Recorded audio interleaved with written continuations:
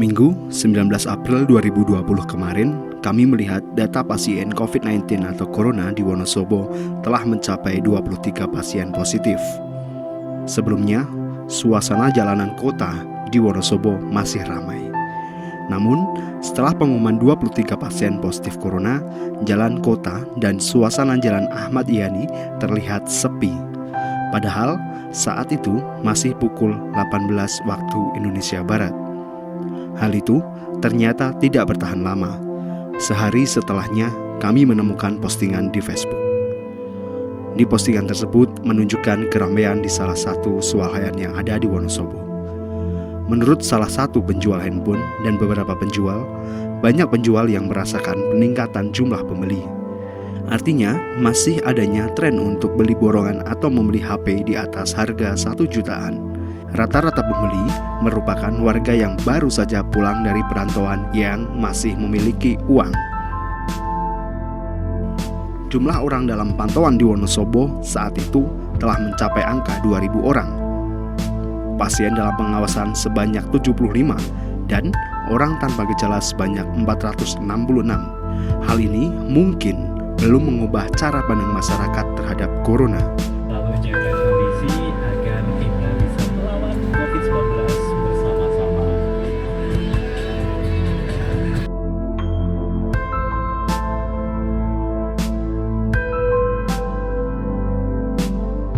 Padahal, wabah ini merupakan wabah internasional, di mana pusat-pusat keramaian di beberapa negara maju telah sepi. Namun, hal itu tidak terlihat di Kabupaten Dingin ini. Kamis 16 April 2020, Presiden Republik Indonesia, Insinyur Joko Widodo pada saat memimpin rapat terbatas melalui video conference mengatakan bahwa saya meyakini ini hanya sampai pada akhir tahun. Sehari setelahnya, Menteri Keuangan Sri Mulyani Indrawati menyampaikan 8 dampak utama dari virus corona atau COVID-19 terhadap perekonomian nasional. Dari dampak tersebut, salah satu dampak yang disoroti adalah soal pekerja. Ia mengatakan dalam konferensi pers online di Jakarta bahwa untuk pekerja yang dirumahkan dan kena PHK lebih dari 1,5 juta. Dari jumlah ini, 90% dirumahkan dan 10% terkena PHK. Sebanyak 1,24 juta orang adalah pekerja formal dan 265.000 pekerja informal. Melihat dari itu, seharusnya kita menyikapi tentang wabah ini dengan berpikir yang terburuk untuk yang terbaik. Bisa jadi pencegahan terhadap COVID-19 ini akan sampai pada Lebaran tahun ini. Sehingga kita seharusnya lebih memikirkan bagaimana dengan ketahanan pangan kita. Pasalnya, melihat dari jumlah pasien positif yang terus melonjak, dapat kita artikan situasi ini sudah mulai tidak normal. Apalagi akhir-akhir ini tersebar bahwa bantuan yang diberikan oleh pemerintah berupa uang senilai 600.000. Tetapi itu tidak mungkin bantuan berupa uang, namun bantuan tersebut akan berupa barang atau sembako. Melihat dari beredarnya informasi tersebut yang tersebar di masyarakat, bisa diartikan bahwa masyarakat sangat menunggu bantuan dari pemerintah. Apabila itu benar terjadi, hal itu berisiko menimbulkan konflik sosial apabila bantuan telat datang. Selain itu, kondisi ini bisa memperparah keberlangsungan UMKM. Hal ini perlu kita waspadai karena hari ini masih banyak orang yang mendapatkan gaji bulanan. Apa jadinya ketika gaji bulanan itu berhenti? Padahal pendataan penerima bantuan saat ini hanya dipandang pada sektor masyarakat kurang mampu. Masyarakat yang hari ini mampu tidak begitu dilihat. Hal ini sangat mengkhawatirkan dan dapat menimbulkan konflik sosial di kemudian hari. Di sini perlu kami tekankan bahwa wabah ini merupakan wabah internasional. Hampir semua negara di dunia ini terkena dampak pandemi COVID-19 atau Corona. Artinya, wabah ini berbeda dengan wabah lokal. Kalau misal wabah lokal daerah lain yang tidak terkena wabah, pasti mereka akan membantunya.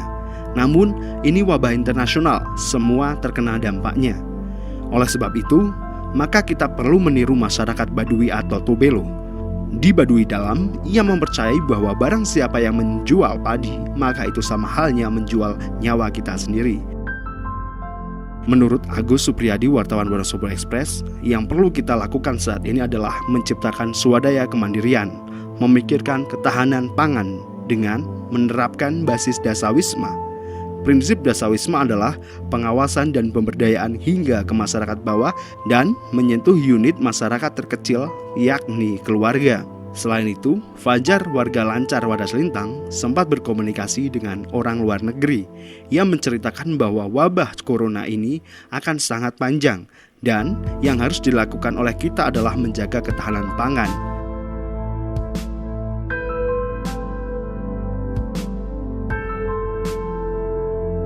Kami menemukan pasar di Desa Lancar, Kecamatan Wadas Lintang, yang merupakan pasar desa kemarin Minggu 9 April 2020 sudah sepi pengunjung dibandingkan dengan hari biasanya.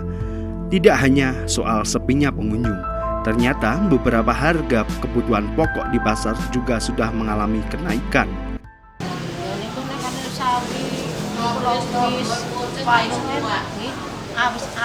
Habis sih. Mbak saat ini pun tambah sepi napa rame? Sepi. Sepi nggih. Mergena enten napa niku, Bu? Duite langkan ya.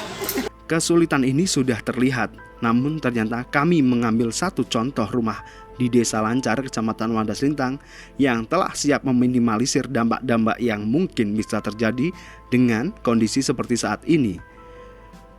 Rumah itu milik Pak Agung selaku kepala desa yang telah melakukan penanganan itu. Di depan rumahnya, ia telah menanam sayuran dengan memanfaatkan lahan kosong yang ada. Tidak hanya itu, di belakang rumah terdapat satu kandang kambing.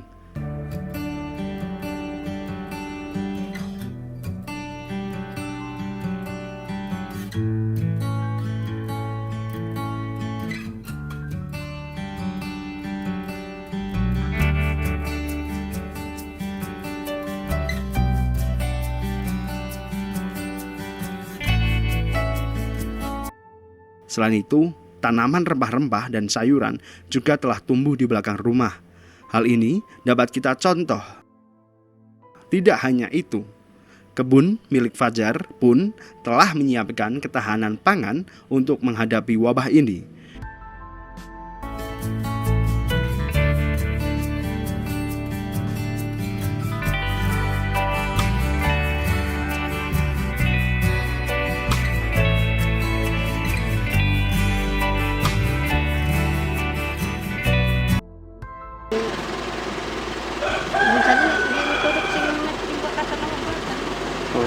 Sebulan cukup, Bu? Semekan Nggih. sekapuluan ming dijambel. Diambek. Nggih. Niki pinten kilo, Bu? Pinten kilo? Itu kan iku mon jane kasiran sedereng ditapeni. Ditapeni dereng jelas nggih. Nggih. Tapi kisaran sebulan cekap nggih. Paling-paling nggih cekap. Kena 3 sasi cekap mboten? Mboten. Mboten nggih. Paling-paling melung kantong Pak nek makan garing. Oh, Kali sekawan lah. sekawan Nek sekantong paling-paling 15 kilo. 15 kilo.